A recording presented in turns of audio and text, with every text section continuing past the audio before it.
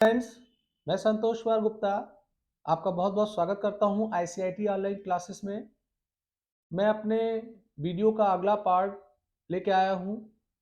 आपको पहले से ही पता है कि जनवरी 14 को ओ लेवल के एग्ज़ाम स्टार्ट हो रहे हैं और आपका जो पहला पेपर है M1R5 information technology tools and network basics का पेपर है।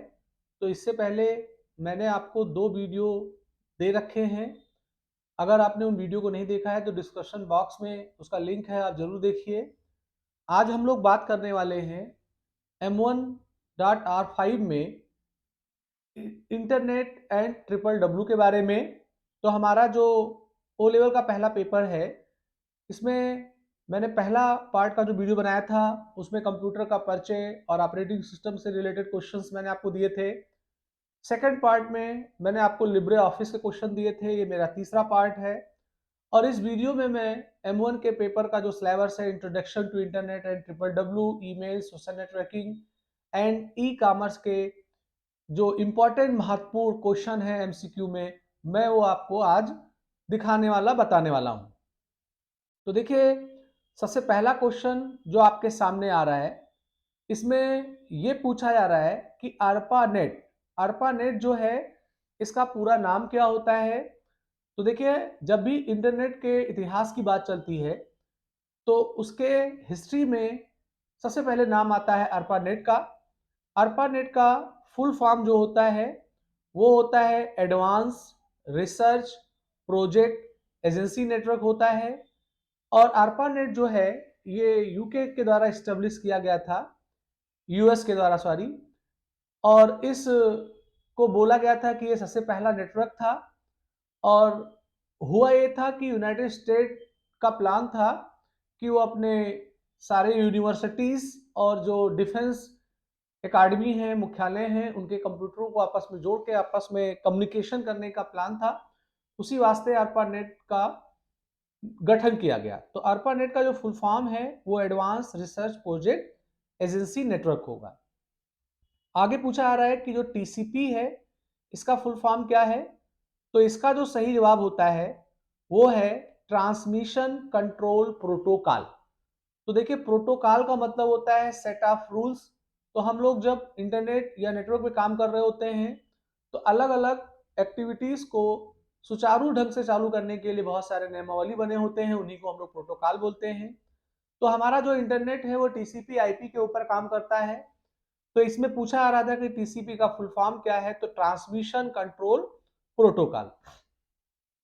अभी यहाँ पे कहा जा रहा है कि हमारा जो इंटरनेट है इसको हम लोग नेट भी कहते हैं।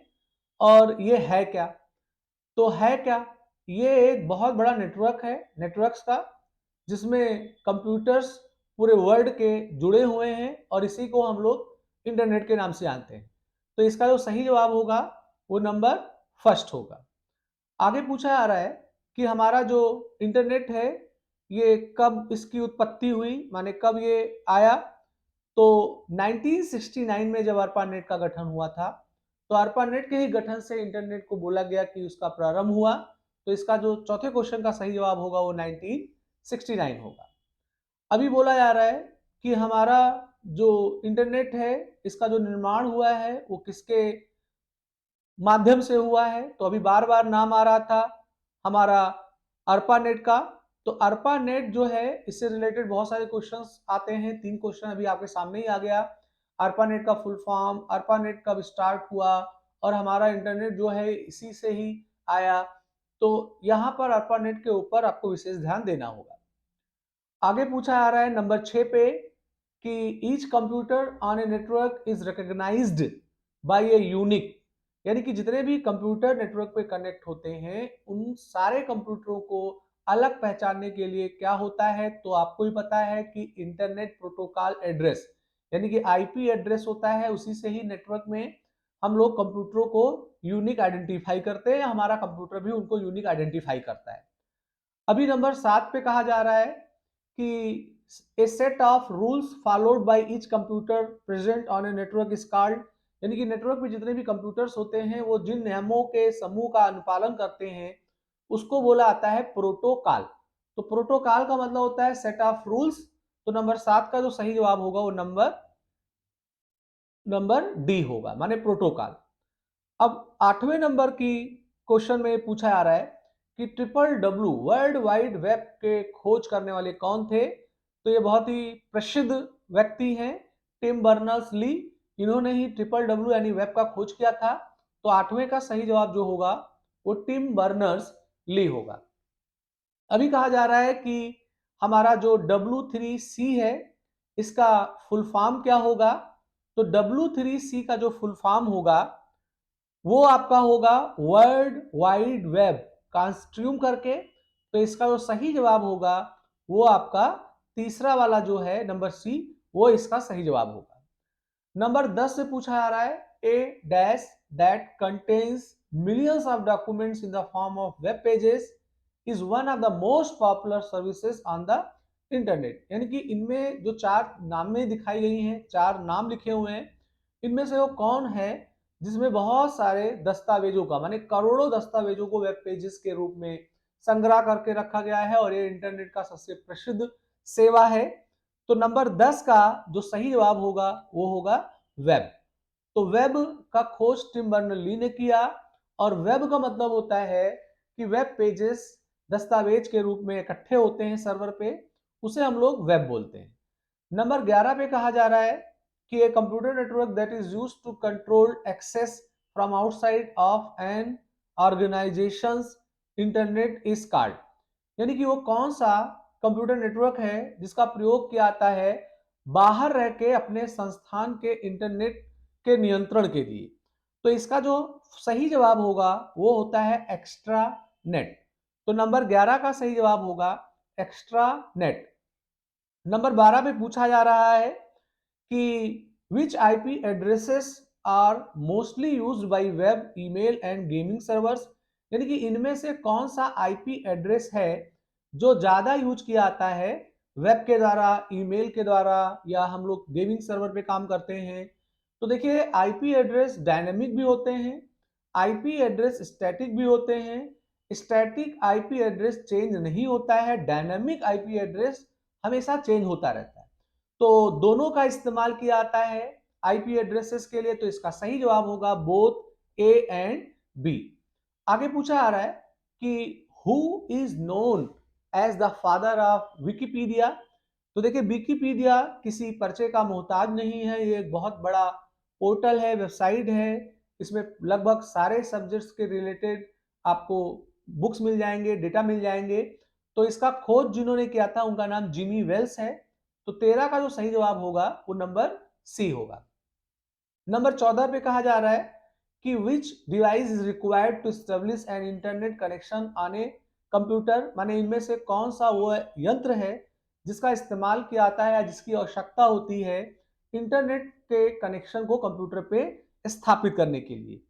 तो देखिए इसके लिए हम मॉडेम का भी प्रयोग कर सकते हैं, इसके लिए हम राउटर का भी प्रयोग कर सकते हैं। तो इसका जो सही जवाब होगा वो होगा बोथ ए एंड बी। तो नंबर 14 का जो सही जवाब होगा वो बोथ ए एंड बी यानी मॉडेम और राउटर दोनों के माध्यम से इंटरनेट की कनेक्टिविटी स्टेब्लिश की जा सकती है कंप्यूटर पे। तो स्टूडेंट्स अभी आपके लिए बहुत सारे क्वेश्चंस हैं। मैं आपसे पुनः अनुरोध करूंगा कि कमेंट बॉक्स में जो लोग भी ये वीडियो देख रहे हैं वो अपना नाम अनिवार्य रूप से लिखें, साथ साथ हो सके तो कुछ कमेंट्स भी लिखें। कमेंट्स में जरूरी नहीं कि आप हमारे चैनल या हमारे वीडियो या मेरे लेक्चर की तारीफ ही करिए, अगर कोई कमी लग रही है तो उसको भी आप निसंकोच लिख सकते हैं। कमेंट में अपना नाम लिखेंगे तो मैं जान पाऊंगा कि किन किन स्टूडेंट्स ने हमारे वीडियो को देखा हुआ है। तो अगर आपने अभी हमारे वीडियो को लाइक नहीं किया है तो लाइक करें, चैनल को सब्सक्राइब करके बेल आइकन लें जिससे मैं कोई नया वीडियो बनाऊं तो उसका अलर्ट आपको तुरंत मिल पाए।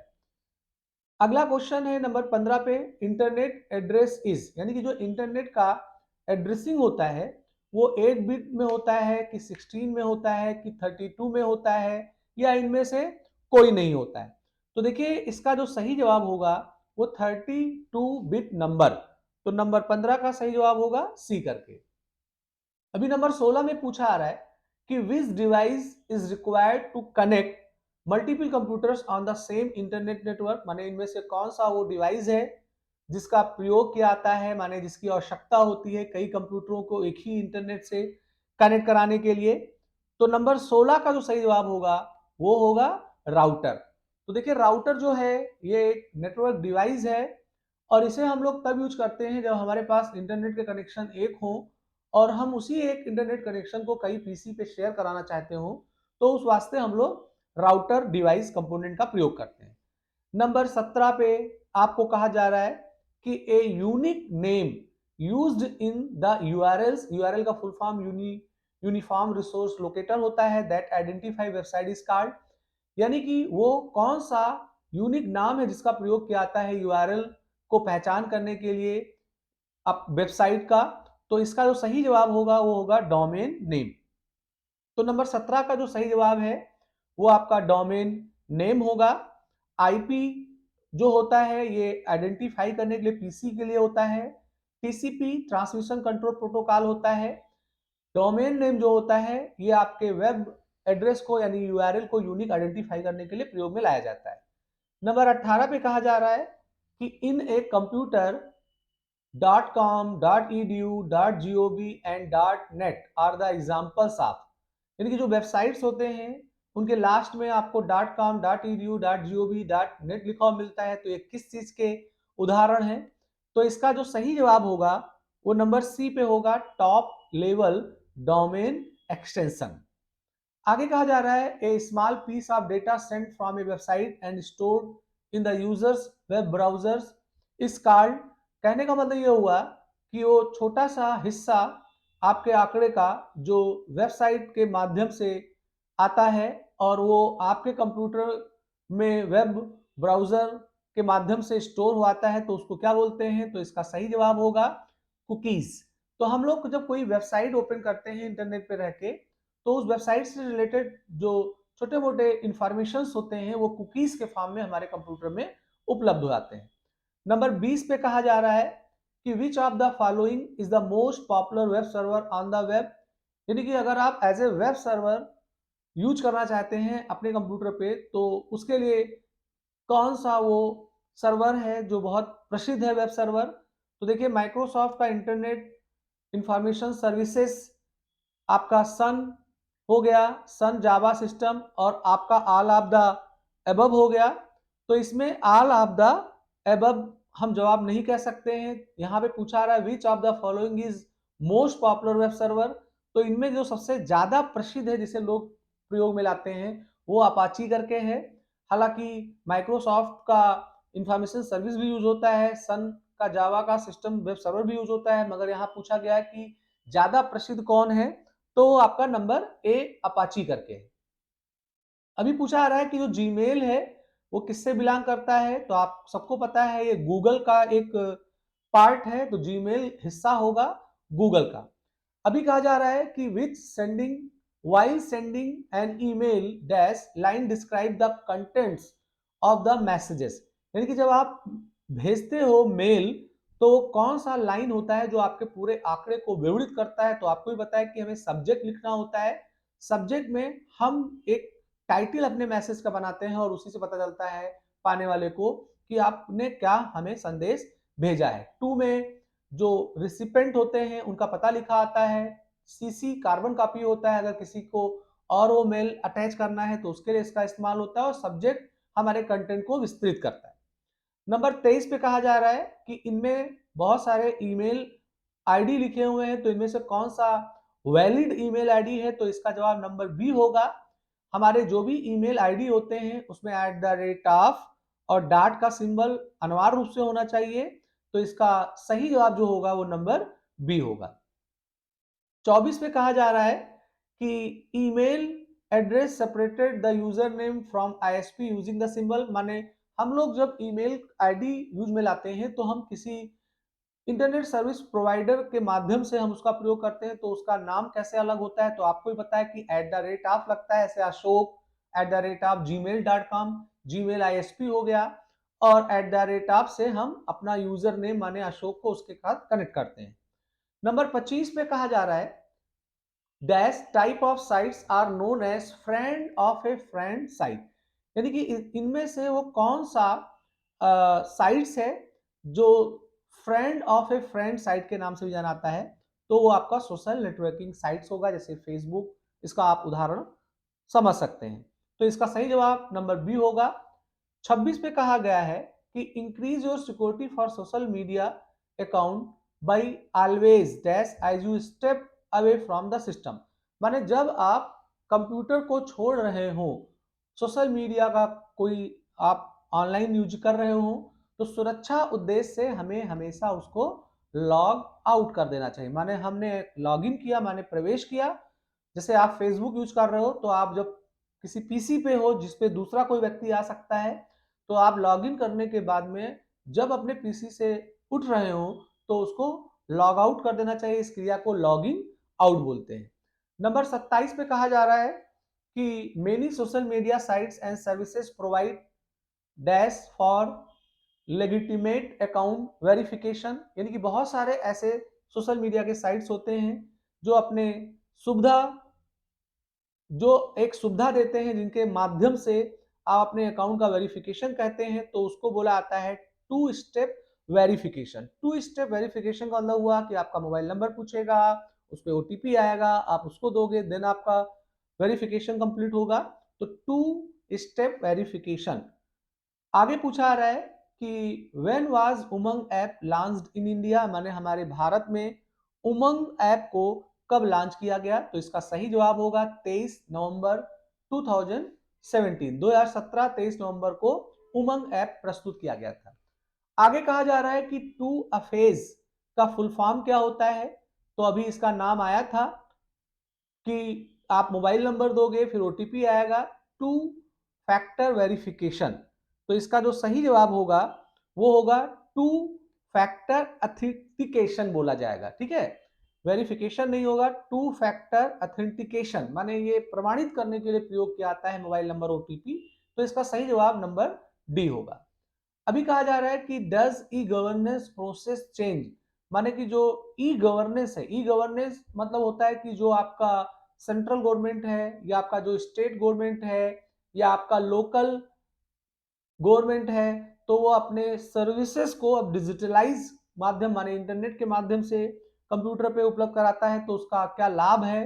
तो लाभ यही है कि ट्रांसपेरेंसी हो जाता है, इफिशियंसी हो जाता है, अकाउंटेबिलिटी हो जाता है। तो इसका सही जवाब होगा आल। तो 30 का जो सही जवाब होगा वो आल है। अभी पूछा जा रहा है कि उमंग एक ऐप है। अभी पूछा गया था कि ये कब लॉन्च हुआ। अभी पूछा जा रहा है कि इसका उद्देश्य क्या है।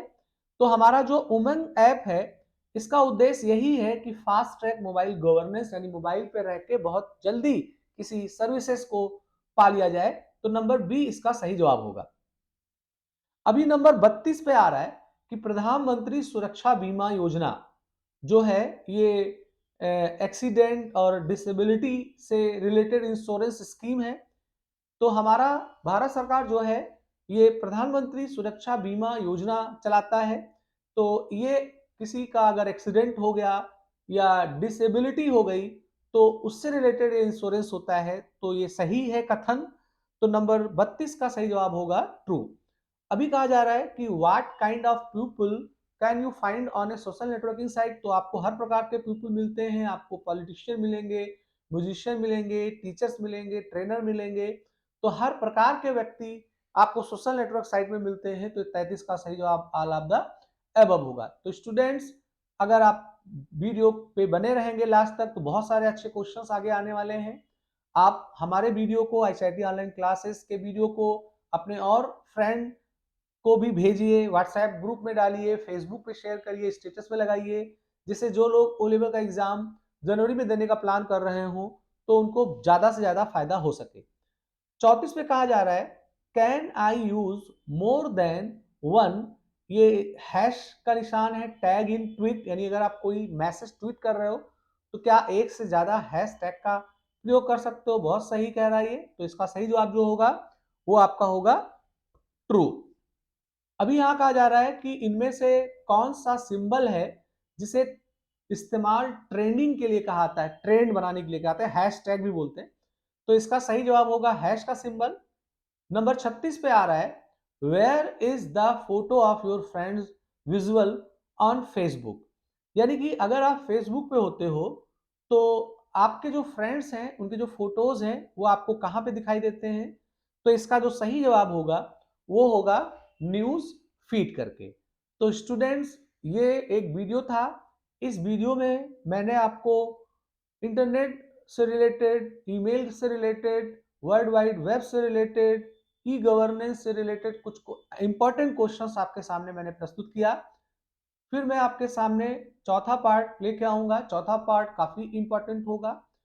उसका सब्जेक्ट होगा digital financial tools and services करके। तो ज़्यादा इंतज़ार नहीं करना होगा, बहुत जल्द ही आपको चौथा वीडियो मिलेगा। इसी के साथ मैं अपने वीडियो को समाप्त करता हूँ। आपका दिन शुभ हो।